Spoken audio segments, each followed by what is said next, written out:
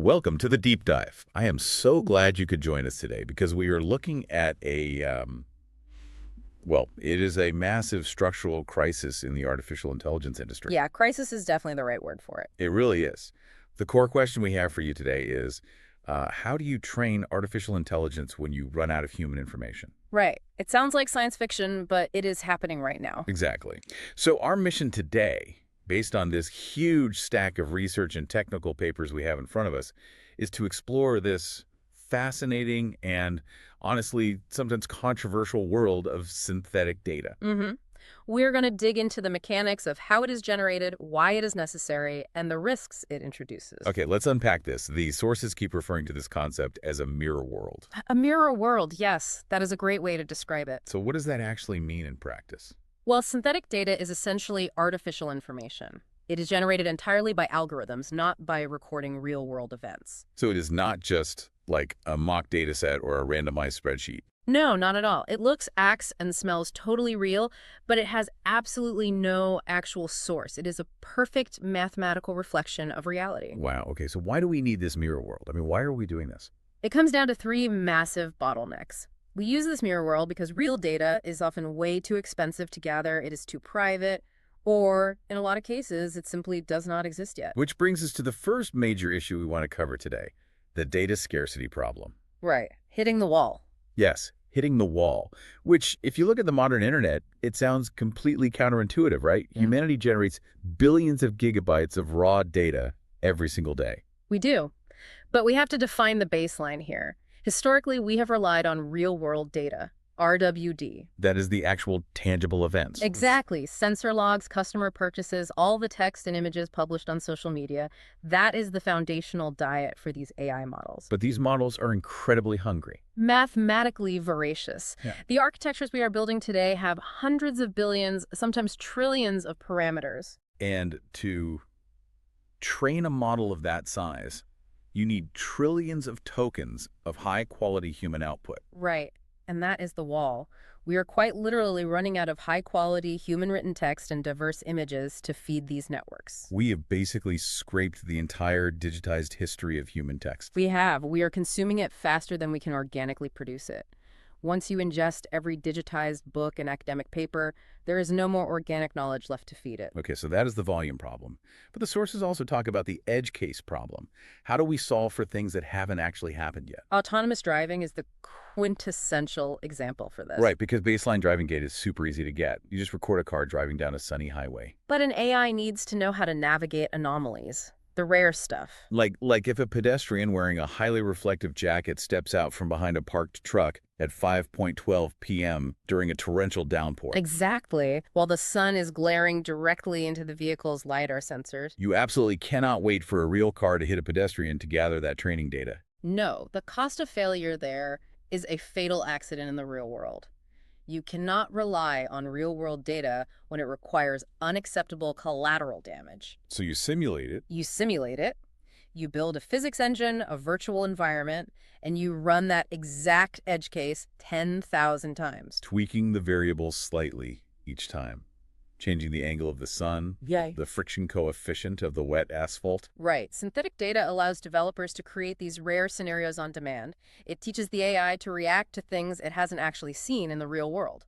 It is like a flight simulator for the neural network. That is exactly what it is. Okay, so moving into the mechanics of this. How is this fake data actually conjured out of thin air? We need perfectly realistic data. The sources highlight a few frameworks, but a major one is the Generative Adversarial Network, or GAN. GANs. Okay, I love the explanation for this one because it relies on the concept of competition. Right. It is a brilliant application of game theory. You pit two separate AIs against each other. A generator and a discriminator. Yes. The generator's only job is to create the fake data, say, a synthetic image of a human face, starting from total noise. And the discriminator plays detective. Exactly. It looks at real images and the fake images and tries to catch the forgery. It tries to figure out which one is fake. This AI vs. AI training loop is just mind-bending to me. The detective AI tells the creator AI exactly how it got caught. Yes, it feeds the statistical features that gave away the forgery back to the generator, so the generator can adjust its weights and try again. And they endlessly battle like this. Millions of iterations. until they reach a Nash equilibrium where the fake data becomes entirely indistinguishable from the real thing. The detective is basically forced to just guess. At that point, the synthetic data is perfect. That handles localized outputs like images. But what about the macro level? The sources talk a lot about digital twins. Digital twins are incredible. Think of it as a virtual representation of an entire physical object or system. Like a modern manufacturing facility? Yeah. Exactly. A digital replica of an entire factory. It does not just map the 3D space, it ingests the thermal dynamics, the supply chain latency, the fluid dynamics of the cooling systems. So you can generate massive streams of synthetic operational data. You can fast forward time and simulate 5 years of operations in a few hours. And inject shocks into the system. What happens if ambient temperature rises and raw materials are delayed? You get synthetic telemetry to train predictive maintenance algorithms. That is huge for highly sensitive industries, which actually transitions us perfectly into our next point. How does this affect you, the listener, specifically in sectors like healthcare and finance? It is a massive privacy advantage. Privacy as a feature, not a bug. Because traditional anonymization, like just blurring out a name or a social security number on a document, it is really flawed, right? Severely flawed. Clever bad actors can easily reverse it using modern machine learning. Because the metadata is the vulnerability.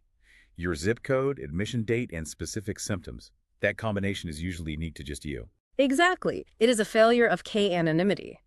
But synthetic data contains exactly 0 real individuals. Let's look at the medical miracle example from the research. This is where it really shines. Say researchers want to train an AI to detect a rare autoimmune disease. Right, but they cannot ethically share the real medical files of the patients. So they use a generative model to synthesize 10,000 fake patient records based on the real statistical distribution. The model learns that an elevated white blood cell count correlates with a specific inflammatory marker. Right, and it generates entirely artificial records with those exact correlations.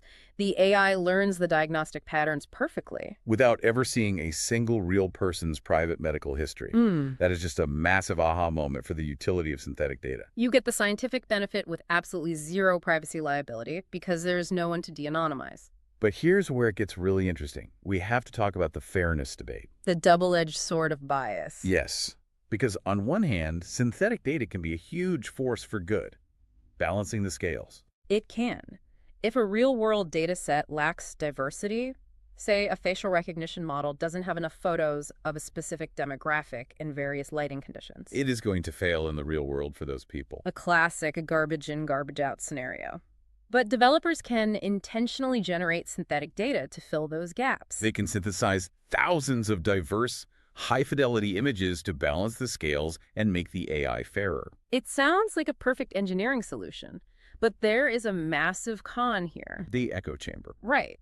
If the algorithm generating the synthetic data is already biased because it was trained on skewed real-world data, then the machine building the mirror world has a fundamentally compromised foundation. yes, it acts as a massive echo chamber. Generative models naturally tend to drop low probability events. They optimized for the majority class. So instead of accurately reflecting real-world diversity, they actively erase the nuance of the minority features. They amplify those existing prejudices and bake them permanently into the next generation of AI. It scales those flaws across billions of parameters. You are basically turning up the volume on the strongest signal and drowning out all the nuance. Which introduces arguably the most dramatic concept from the sources, the looming threat of model collapse. The inbreeding metaphor of the AI world. It is a harsh term, but it is accurate.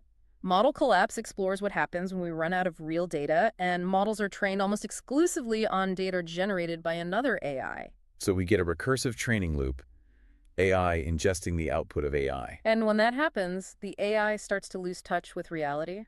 It gradually forgets the long tail of human weirdness. I love that phrase, the long tail of human weirdness, because real human data is chaotic, right? It has strange logic jumps, quirks, and anomalies. But generative models are designed to find the average. They smooth out the variance. They produce clean, standardized outputs. So if you use that smoothed out synthetic data to train the next AI, that second model learns a reality stripped of anomalies, and its own output will be even smoother. And with each successive generation, it narrows down to a bland, repetitive average.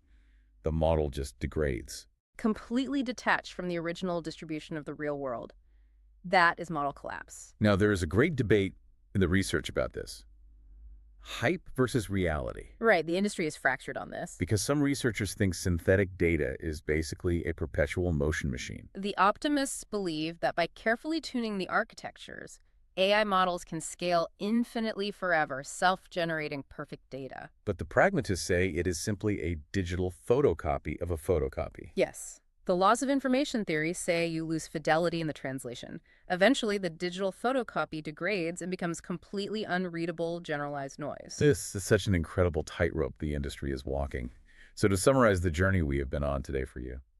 Synthetic data is a necessary mirror world. It solves massive, very real scarcity and privacy issues. Right, it lets us simulate rare edge cases and share medical data safely. But it carries these massive existential risks. The echo chamber of bias and the photocopy of a photocopy model collapse. It is actively altering the epistemological foundation of machine learning. It really is. And I want to leave you with a final thought to ponder today, a provocative question that builds on everything we have discussed. Go ahead. If we successfully transition to training AI almost entirely on this perfected, mathematically smoothed out synthetic mirror world. Our search engines, our digital infrastructure. Exactly. If all of that runs on this synthetic foundation, will future generations even be able to recognize what raw, messy, original human data looked like? Or will the long tail of human weirdness be lost to history entirely? Wow. That is an incredibly profound thing to think about. Will human complexity just be filtered out of our digital reality? It is the ultimate question of the synthetic era. Phil, thank you so much for joining us on this deep dive. Keep questioning the reality of the information around you, and we will catch you next time.